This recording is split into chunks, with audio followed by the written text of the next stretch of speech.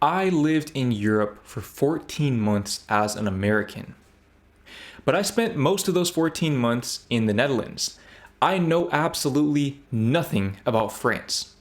Well, I guess that's kind of a lie. I did take French in high school, so je parle un peu français. And as an avid NBA fan, I also know Victor Wembanyama. I know a little bit about Kylian Mbappe.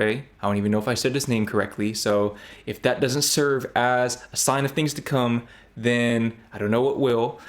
But in this video, I'm going to be reacting to videos of Americans experiencing culture shock in France in the hopes that I can not only live vicariously through them, but also to educate myself about what France has to offer, especially beyond just Paris.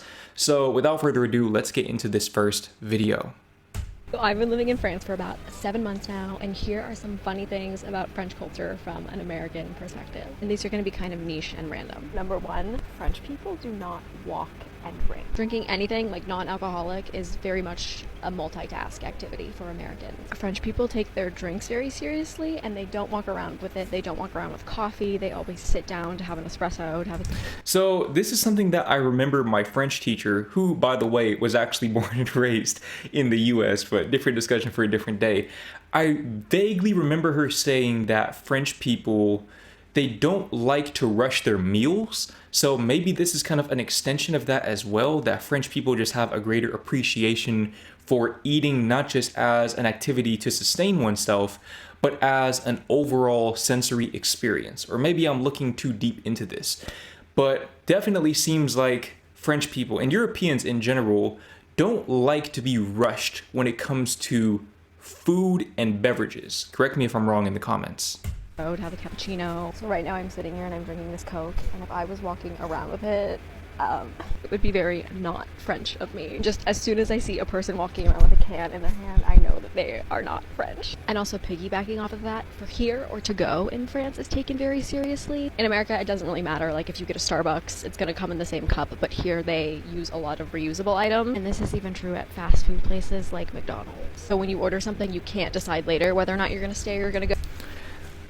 I never thought about that before. I never really thought about that because I don't think I even tried fast food while I was overseas. Is it like this in every European country, or is that just a French thing? Because I do know that in every European country I've been to, especially the Netherlands and Spain, it seemed like they were much more conscious of sustainability when it comes to the environment. So I never really considered that this could be a potential consequence of that. I don't think I've ever seen a glass cup at a McDonald's before.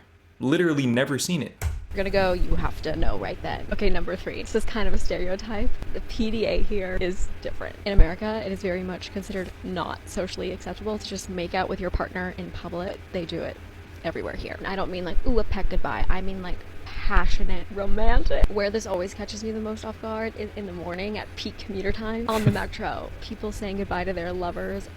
It's a show. It is so hard to look away. So if I had to guess, I would assume this is maybe because French culture, especially when you think about Paris, is very, very romantic in general. Maybe I do know a little more about France than I thought I did.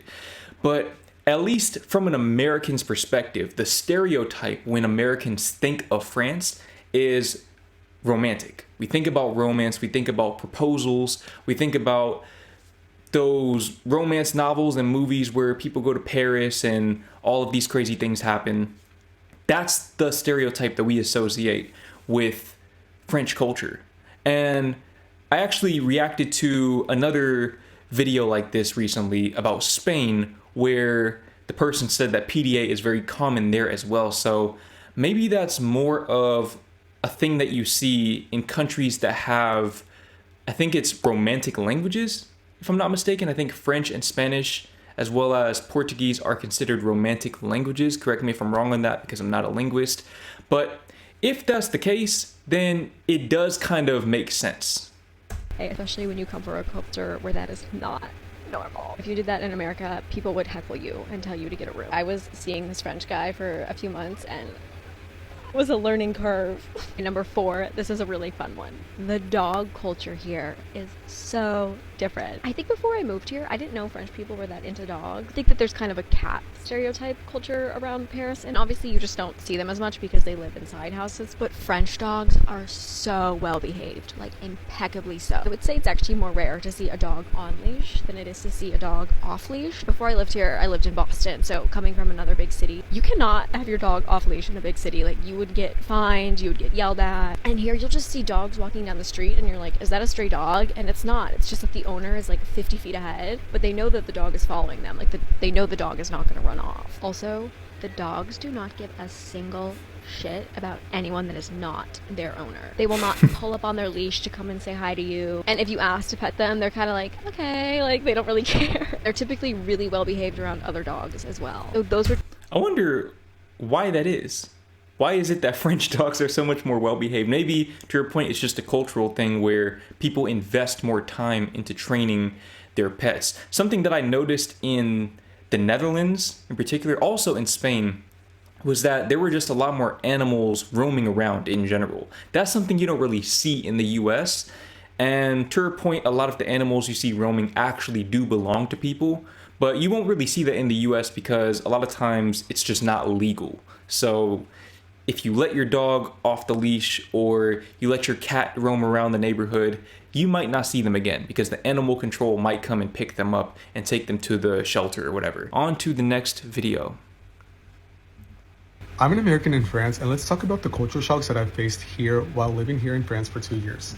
Number one is going to be the high taxes. I kid you not, I cry every single time that I receive my paycheck and I see the amount of money being deducted. This was a really big culture shock because I'm from Georgia, which is in the South, so our tax rates are really low. And when I came to France for the first time, I realized that almost half of my paycheck was going to taxes. And that is crazy because I know that at the end of the day, it is... So I'm sure he's about to touch on this, but of course, when you pay higher taxes, generally, you're going to receive more in return for those taxes. I think a big part of the reason why Americans are so averse to high taxes is because places in the US that have high taxes, so New York and California mostly, tend to have pretty bad infrastructure as well. So they have bad public education systems, they have bad infrastructure, everything looks old and outdated, there are potholes in the road, a lot of homelessness, so you have to wonder, where is this money actually going? Whereas in Europe, even if the tax rates are oftentimes similar to what you'll see in a New York or a California, especially if you're a high earner, you're getting so much more for your money. So it's kind of like going to the store and maybe, I don't know, spending $5 for a box of cereal and the box is this big, versus spending $7 for a box of cereal and the box is this big. Doesn't even fit in the frame. You're probably going to want to spend the $7 to get that really big box. In the same way, even if you're paying more in taxes, you're getting so much back because of it that, I mean, it's worth it. It is going to social programs, it's going to healthcare, it's going to social security, etc. Number two is going to be the protesting here in France. I kid you not, they go out to protest almost every Saturday. You will see some type of protest, you will see some type of cause that they want, whether it's far left, far right, whatever you want, they are protesting for it. So if we can learn something from the French. So one thing that I'm gathering just between this video and the prior video when she was talking about the PDA, it seems like French people are very passionate people in general. Correct me if I'm wrong, of course. But French people seem to be very passionate lovers, passionate fighters, so on and so forth. It's the fact that they are protesting, they're complaining, but that's because they want to get what they don't have. So it's really, to me, I think it's something that we can really learn from, because I feel like in the US, we're just so taught to listen to, okay, what's the status quo? Number three is going to be smoking. Yes. So before we even get onto that point, there are a lot of protests in the US, especially surrounding Black Lives Matter and gun control, things of that nature. The problem is the protests don't actually do anything. So even though people are taking a stand, you don't really see any changes to the laws regarding gun control or police brutality. You don't really see increased requirements for becoming a police officer. I found out in another video I reacted to maybe a month or so ago that it only takes 3 months to become a police officer in the US. So again, it's kind of like the taxes thing where people still pay the higher taxes, just like people protest. It's just that they don't get anything in return for it. So the majority of people are not going to do it because what's the point? Yes, a lot of people still smoke here, and I kid you not, there's probably a lot of people here who also have secondhand smoking just from being surrounded by all the smoke, especially in Paris. And to me, that's a big culture shock because in the US, we're not smoking so much. Just as a side note, you know a French person likes you if they offer you a cigarette, because that's a big deal to them. They're very expensive here. Next one is long vacation days. Why is it that French people and Europeans in general are so into smoking cigarettes? I've always wondered that.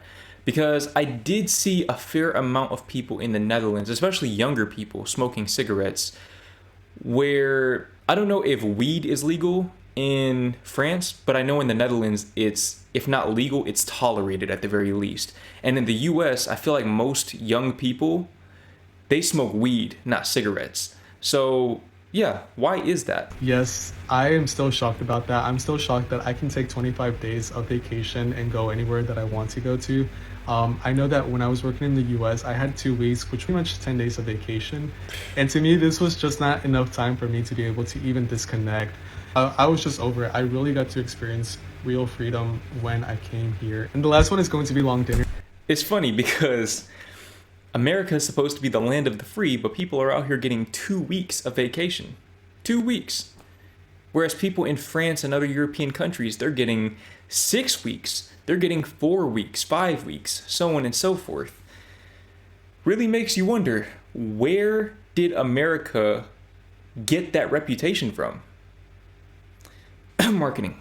Dinners, when I had a dinner and it was around 2 hours, and I was like, why are we here? Why is it taking so long? Because in the US, we're so used to the food coming out within 2 minutes, eating and gobbling all of your food in like about 30 minutes, and then after that, just leaving. And here, really, it's just about enjoying the company, being able to eat the appetizer, plate, and dessert. And to me, that's a really cool experience because I was like, we should be eating like this, you know? Let me know if you guys have experienced any other culture shock while living here in France. So again, going back to what I was saying earlier about my French teacher who was from America. I think she had lived in France, to be fair, but my French teacher said that French people really like to take their time and enjoy their food. And honestly, I think I see why, because I mean, the food there is phenomenal from what I've heard. By all accounts, it seems like the food there is world class. When you talk about the culinary world, France has to be right there near or at the top. So that does make sense, but I think a lot of it also comes down to just the overall relaxation embedded within the European psyche. People are much more open to taking their time when doing things because there's no incentive to rush. On to the next video. Here are the top 5 things that have surprised me since moving to Paris that I feel like I've never seen anybody mention. The first one is actually what has surprised me the absolute most since living here. I cannot for the life of me understand why Parisian people do this, but when they get on the metro, it's cold outside, you've got all your winter gear on, scarf, hat, coat, gloves, but the metro is hot. There's a bunch of bodies all close up to each other. It is a warm, sweaty mess. But not one Parisian takes any article of clothing off on the metro. I know you gotta be sweating under there. I'm sweating and I'm taking my coat off. Get comfortable. Take your coat off. You don't need it in here. Number 2 is that when you go to a So that's a very, very niche thing that I never would have thought about. If you're from France, let me know why that's the case. Why do people not take their coats off on the metro? I would think maybe it's just for convenience sake, especially if you're not gonna be on the metro for very long. But if you're going to be on the metro for 30 minutes plus, I'm not going to lie, I agree with her. I would take my coat off. But there has to be some sort of reason. Let me know in the comments. Go to a restaurant and the server comes to take your order, they want to take your entire order. Drinks, apps, plates, even desserts sometimes. Like, you sit down and you have the menu for 2 minutes and they're like, are you ready? Let's go. What do you want? Listen, I like it. It's very efficient, but this is the country of the least efficiency I have ever seen. But for some reason in restaurant ordering, the most top tier efficiency. They want to talk to you one time and never speak to you again. So I think this might have something to do with, again, French people wanting to really enjoy their meals and not wanting to be interrupted by the servers, waitresses, waiters, etc. it makes sense that they would want to minimize those interactions because they don't want to intrude upon people's conversations. Because you see it in American restaurants where the server is kind of hovering around the table and they don't want to interrupt the conversation, but they have a job to do and they need to take the people's orders, so on and so forth. That creates very awkward situations. So I definitely agree with the French way of doing that. So you better be ready. 3 and 4 kind of go together because there is just this air of spontaneity here in Paris. Like, no one ever has a plan. We are calling each other day of and figuring out what we're doing, when we're doing it, and how we're doing it. So that is very, very similar to what I heard about the Spaniards. People from Spain, they are very spontaneous and they are down for whatever, whenever. Ask anyone, like, what are your plans this weekend? They don't have any. They're gonna have a full booked and busy weekend, but like, they do not have plans yet. They're just going to wing it. Maybe that's why they always look so amazing, because they always have to be like ready for anything. And that goes into number 4, because when they say they party all night, they party all night. Like, most of the bars don't even close at 2 a.m. Like, forget about that. Most of them are closing at 4, 5 o'clock in the morning, and even then, everyone's like, let's do an after, where are we going, whose house are we hanging out at? I do not know how you do it. I am grumpy if I don't get 8 hours of sleep. Actually, now that I say that, maybe that's why Parisians are always so grumpy. And the last... So, again, I'm seeing a lot of cultural similarities between Spanish people and French people, and of course that's probably not by coincidence. The countries are literally right next to each other. But I mean, I'm a night owl myself. I'm filming this video, it's what, 1:57 a.m. So some people are just built like that. But I know that to counter that, and this just goes to show that not all European countries are the same, hence why I have this series where I'm reacting to videos about one country at a time. In the Netherlands, people are lights out by about 11 p.m. Lights out, they're eating dinner at 5 p.m. They are asleep by 10 or 11. That threw me off. I think that in many ways, especially with how spontaneous I tend to be, really not even spontaneous, impulsive I tend to be, and the fact that I'm a night owl, I might fit better in a place like France or Spain. But I guess I have to visit to find out. The last one is really just a confirmation that like the boyfriend-girlfriend talk does not exist here. I have actually heard the words, well, isn't it obvious? No, obviously we like each other, but is it obvious that like you're my boyfriend, I'm your girlfriend? Like, no, how is that obvious? Really just cracks me up because I feel like all of these things are very much just French culture of like being so chill, relaxed, call me American, but like I need to know what's going on. I need a plan. I need a conversation for some of these things. So ironically, she sounds like culturally she would fit in much better in a place like the Netherlands or Germany where planning is the norm. It's the rule rather than the exception. Now, to her point, I will say I'm the kind of person I need that confirmation as well. Primarily because of my experiences with situationships, we'll call them, in the past, where I thought that things were progressing a certain way. Turns out the intentions were completely misaligned the whole entire time. So I do value that direct communication, but I can see how people who tend to go with the flow and just live completely in the moment would not see it as necessary, having that conversation, that is. They wouldn't see that as a necessary part of transitioning into a relationship. I guess that if you are saying goodbye on the metro in the morning and you're making out for 20 seconds, then maybe that's not really a discussion worth having.